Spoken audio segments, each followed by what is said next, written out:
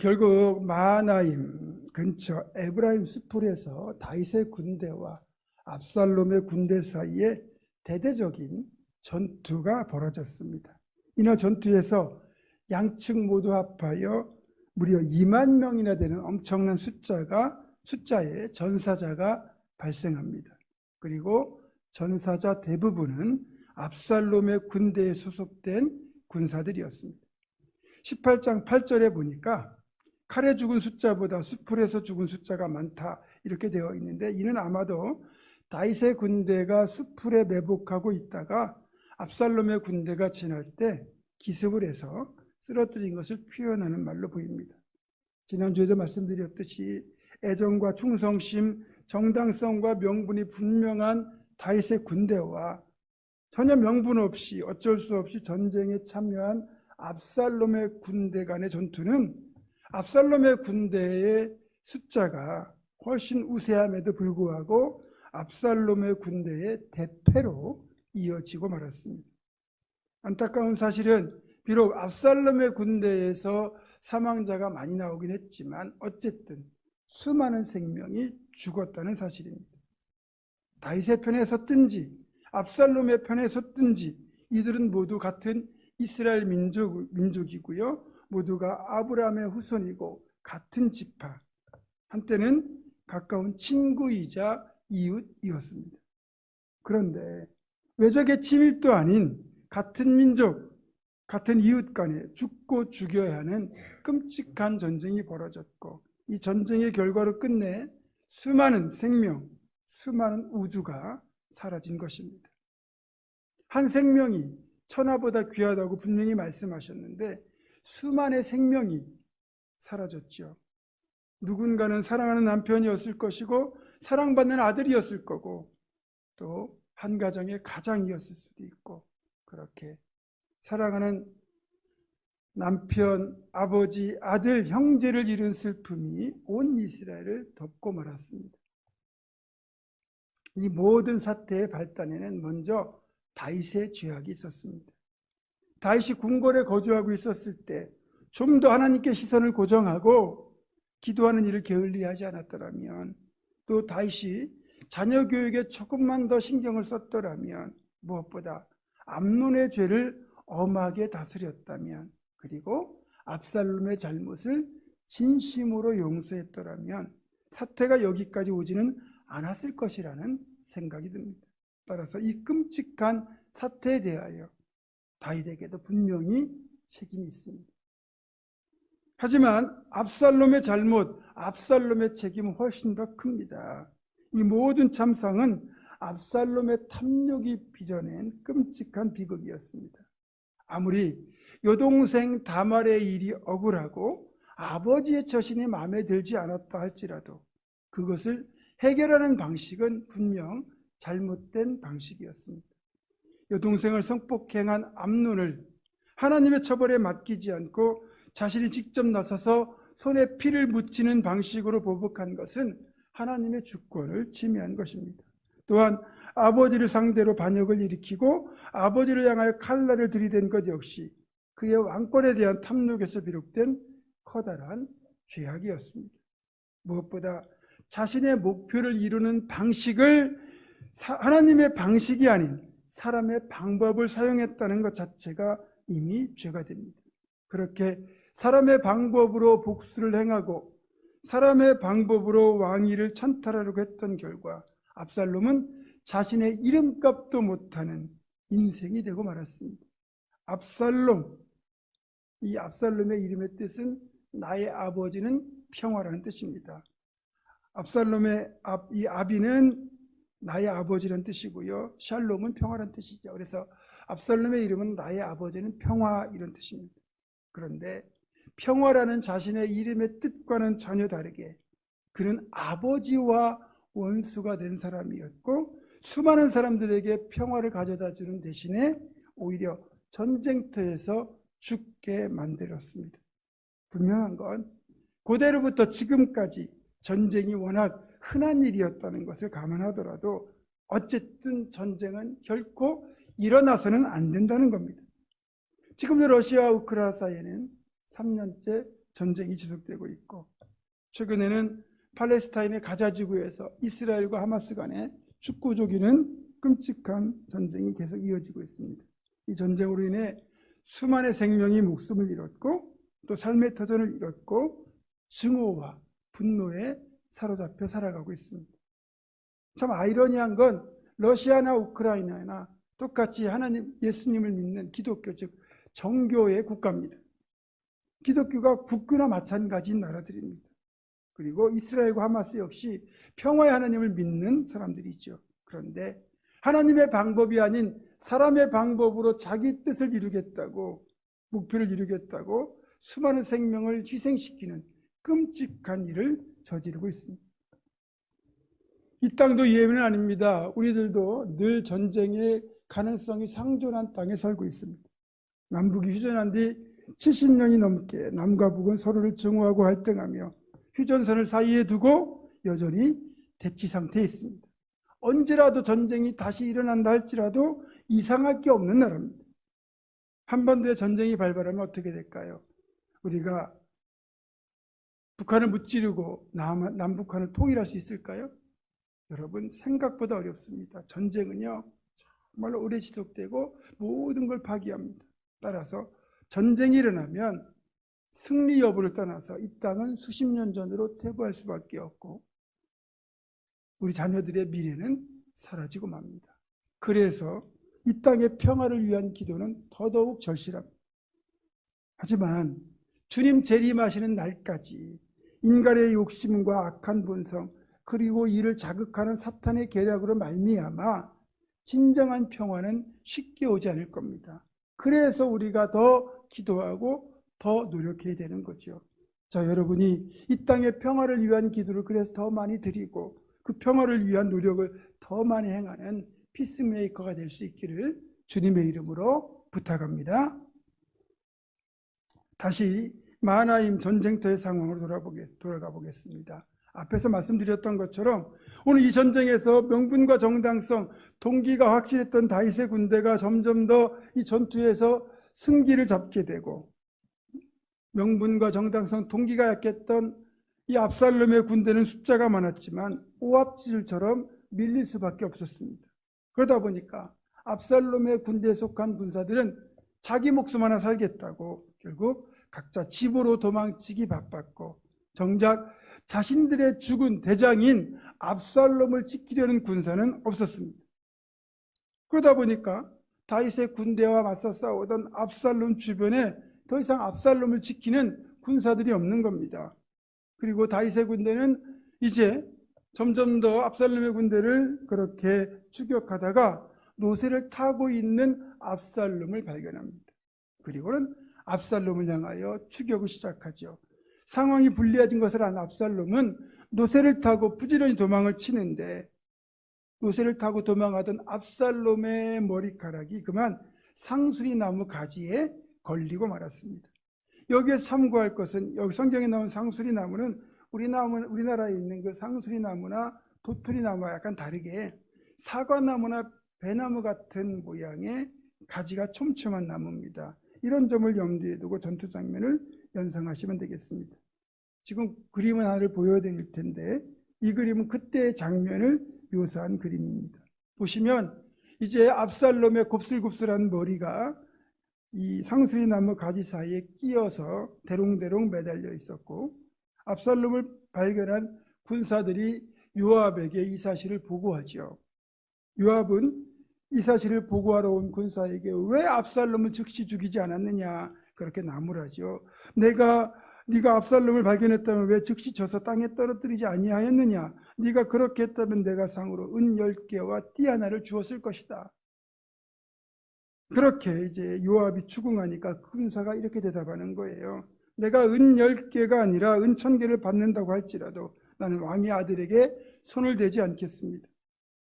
왕께서 누구든지 내 아들을 해치지 말라 간곡하게 부탁하는 말씀을 우리도 분명히 들었습니다. 우리가 그를 몰래 죽인다 해도 결국 이 일은 다 드러나게 될 것입니다. 그렇게 해서 그를 죽이면 우리 왕께서 무척 슬퍼하실 겁니다.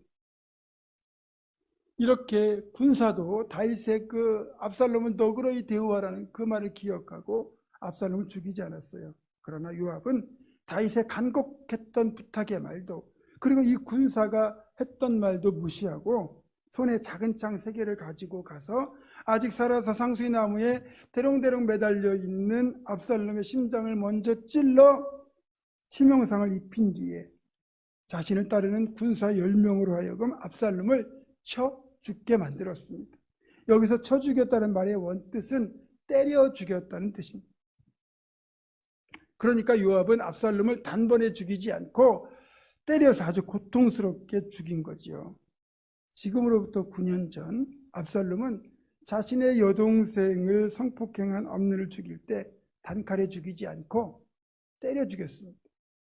그래서 암논으로 하여금 고통 가운데 죽게 만들었는데 그렇게 극악한 복수를 했던 압살롬이 이제 암논처럼 단숨에 죽지 못하고 또 맞아 죽음으로써 고통스럽게 죽어가야 했습니다. 여기에서 압살롬의 죽음이 주는 교훈이 참 많이 있습니다. 첫 번째, 어떤 장점이 있을 때 교만하지 말라는 거예요. 일단 그가 자랑스럽게 여기는 그의 외모, 그 중에서도 그의 풍성한 곱슬머리가 그를 빛나게 만드는 장점이었는데 그 장점이 그를 죽게 만들었다는 겁니다.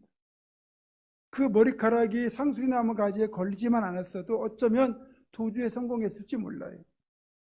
근데 그 곱슬 머리카락이 나뭇가지에 끼는 바람에 그만 대롱대롱 매달리고 그것 때문에 결국 죽게 되잖아요.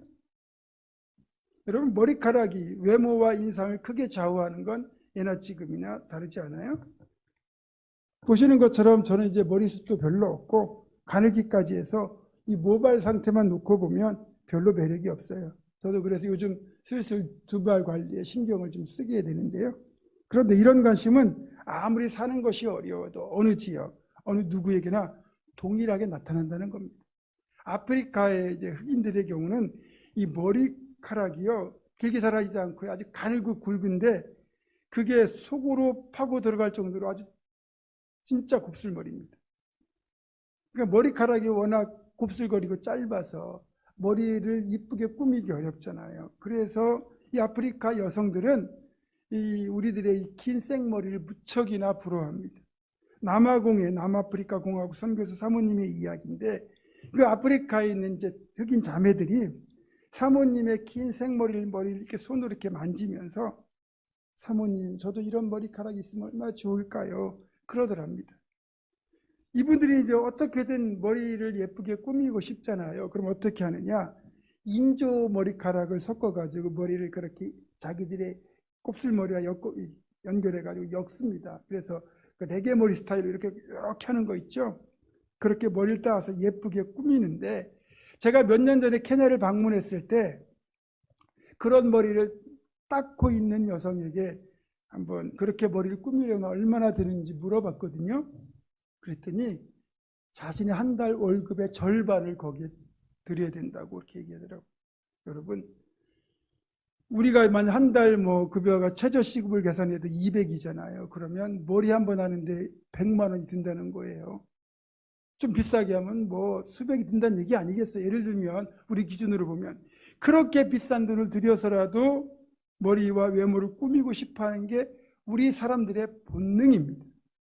그런데 압살롬은 그렇게 돈을 들이지 않아도 되는 축복을 타고난 거예요. 압살롬은 외모부터 머리부터 발끝까지 흠잡을 것이 없을 정도로 빼어났는데 여기에 더하여 곱슬머리에 풍성한 머리카락까지 갖추고 있어서 한마디로 다 가진 남자였다는 겁니다. 요즘 표현을 하자면 압살롬의 대표적인 특징, 즉 그를 대표하는 시그니처가 바로 풍성한 곱슬머리였다고 할 수 있어요. 그래서 그가 머리카락을 자를 때면 그 머리카락의 양이 왕의 저울로 200세겔이나 되었다고 할 정도로 그의 머리카락은 그를 빛나게 하고 아름답게 해주는 면류관이었습니다. 멋진 뿔을 가진 숫사슴이 있었어요. 그는 자신의 화려하고 아름다운 뿔이 늘 자랑이었습니다. 어느 날 연못가에 비친 자신의 뿔을 보면서 소위 말하는 이제 자신에게 반하는 나르시시즘에 도취해 있는데 자신의 화려한 뿔에 어울리지 않는 이 가냘픈 다리가 마음에 안 드는 거예요. 그래서 이 머리는 뿔은 마음에 드는데 다리는 이게 뭐냐, 그렇게 못난다를 원망하며 그래도 뿔로서 위안을 얻고 있는데 갑자기 사자가 나타났습니다. 사슴은 깜짝 놀라 달아나기 시작했고, 그동안 자신이 가냘프다고 무시하던 다리가 죽을 힘을 다해 달려가는 바람에 겨우 사자를 저마치 떼어놓을 수 있었습니다. 이제는 살았다고 안심하는 순간 그 사슴의 뿔이 그만 나뭇가지에 끼이고 말았습니다. 우리가 아무리 애를 써도 도무지 빠지지 않는 겁니다. 그리고 수사슴은 그토록 자기가 자랑스럽게 여기던 그 뿔 때문에 그만 사자의 밥이 되고 말았습니다. 한때는 압살롬을 반짝반짝 빛나게 해주었던 그의 머리카락, 다른 이들의 부러움의 대상이었던 그 머리카락, 그래서 압살롬을 늘 자랑스럽게 만들었던 그 머리카락이 그에게 화근이 되고 말았습니다. 아마도 압살롬은 자신에게 이런 외모를 주시고 이런 풍성한 곱슬머리를 주신 것을 하나님께 감사한 적이 없을 거예요. 그냥 당연한 자신의 장점으로 여겼던 것 같습니다. 그래서 받은 것이 많으면 많을수록 겸손해야 되거든요. 뿔 때문에 죽게 된 사슴처럼 압살롬은 그의 자랑거리였던 풍성한 곱슬머리가 그만 그를 지켜준 게 아니라 죽게 만들었습니다. 여러분, 내가 가진 경쟁력, 남들보다 더 뛰어난 장점이나 은사가 하나님 앞에서 겸손하게 사용된다면 그건 축복이지만, 그것이 나를 교만하게 만들면 복이 아니라 그건 독이 됩니다. 실제로 많은 사람들이 자신을 빛나게 해줄 여러 가지 지위, 물질, 권세, 외모 등을 최고의 가치로 알고 그 목표를 이루고자 열심을 다해 달려가지만, 그것을 잃었다고 해서 그것이 그 사람을 결코 행복하게 하거나 복되게 만들지 못합니다. 또 위험한 순간에 그 사람을 지켜줄 수가 없습니다. 하나님께서 우리에게 복을 주시는 것이고 하나님께서 우리를 지켜주시는 거거든요. 근데 압살롬은 그 사실을 몰라도 너무 몰랐습니다. 압살롬의 죽음 특징 두 번째는 나무에 매달려 죽었다는 거예요. 압살롬이 상수리 나무에 매달렸다는 건 그의 잘못된 그 패역한 행위에 대하여 하나님이 친히 심판하시고 저주를 내리셨다는 거예요. 신명기 21장 23절은 이렇게 말씀합니다. 나무에 달린 자마다 저주 아래 있습니다. 그 시체를 나무 위에 밤새도록 두지 말고 당일에 장사하여 내 하나님 여호와께서 네게 기업으로 주시는 땅을 더럽히지 말라. 나무에 달린 자는 하나님께 저주를 받았음이니라. 여러분, 사람이 이 땅의 삶을 살다가 죽는 경우도 여러 가지 방법이 있어요. 여러 가지 경우가 있어요. 그러니까 세상 표현으로 하자면 자기에게 주어진 수명을 다 살고 죽는 것을 천수를 누렸다고 하지요. 그러니까 우리가 말하는 죽음이 건강하게 살다가 천수를 누리고 죽는 것이겠죠.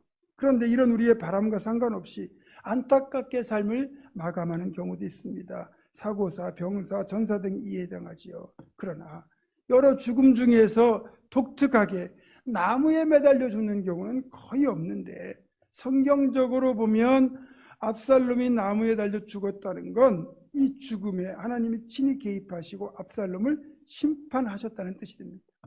압살롬은 자신의 머리카락이 나무에 걸리는 바람에 그림에서 보셨던 것처럼 그의 몸이 나무에 매달리게 되었고, 반항을 전혀 할 수 없는 상황에서 유압의 창에 찔리고 그리고 군사들의 몽둥이에 맞아 죽음으로써 가장 고통스럽고 수치스러운 죽음을 맞이해야만 했습니다.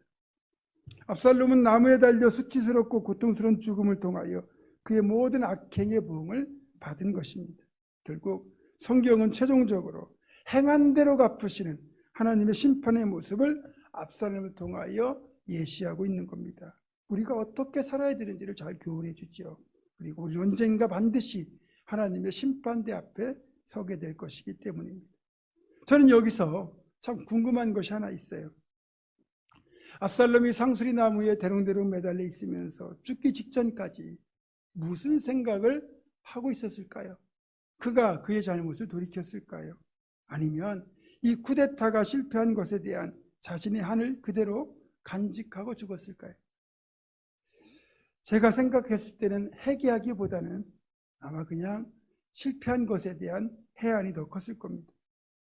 생각해 보세요. 드디어 예루살렘에 입성했습니다. 궁궐을 차지했습니다. 이제 자신의 이제 아버지 다윗만 제거하면 자신의 화려한 시대가 열린다고 생각했고, 드디어 그것을 다 움켜쥐었다고 생각했는데, 지금은 전쟁에서도 패하고 상수의 나무에 매달려 죽음을 눈앞에 두고 있습니다. 완벽했다고 생각했는데, 이제 다 됐다고 생각했는데, 어디서부터 잘못된 거지? 어디서 어긋난 거지?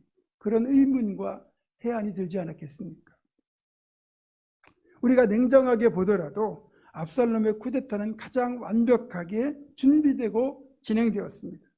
이 쿠데타를 위하여 몇 년을 철저하게 또 완벽하게 준비했고, 백성들의 마음이 다 자신에게로 기울게 만들었습니다. 그리고 이 쿠데타를 함께할 동조 세력도 확실하게 포섭했고, 결국 예루살렘을 정복했고 궁궐을 차지했고, 이제 다윗만 제거하는 일만 남았기 때문에 진행 상황만 놓고 보면 99% 성공한 상황입니다.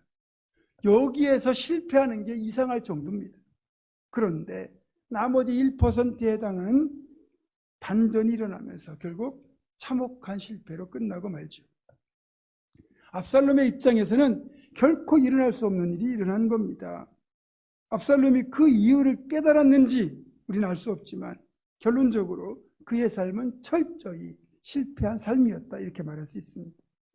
무엇보다 이 압살롬의 죽음을 통하여 우리가 깨닫게 되는 것은, 자신의 목표를 하나님의 방법이 아닌 사람의 방법으로 이루려고 할 때 결국 그 끝은 처참한 실패라는 사실을 잘 보여줍니다.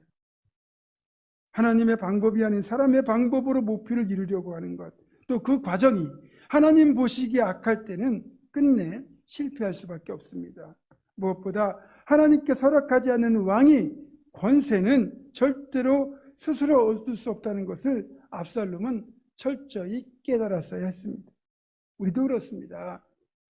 신앙인 우리가 하나님의 방법이 아닌 세상의 방법으로 성공을 추구할 때 결국 우리의 마지막도 압살롬과 다를 바가 없을 겁니다. 여러분, 반드시 우리는 하나님의 방법으로만 행하여야 합니다. 사람의 방법이 결코 하나님을 이길 수 없거든요. 결론입니다. 여러분, 내게 주신 은사 장점이 축복이 될 수 있도록 늘 겸손하셔야 됩니다. 무엇보다 어떤 목표를 이룰 때 사람의 방법이 아니라 하나님이 나를 도우시도록 하나님의 뜻에 순종하며 하나님의 방법으로 행하셔야 됩니다. 끝까지 겸손한 자세로 사람의 방법이 아니라 하나님의 방법으로 행하여 복된 성공을 이루는 우리 모두가 될 수 있기를 주님의 이름으로 축원합니다. 기도하겠습니다. 우리 삶의 주관자가 되시는 아버지 하나님, 모든 일을 겸손하게 하나님의 방법으로 행하여 하나님께서 이루시는 복된 성공을 거두는 우리 모두가 되게 하여 주시옵소서. 예수 그리스도의 이름으로 기도드립니다. 아멘.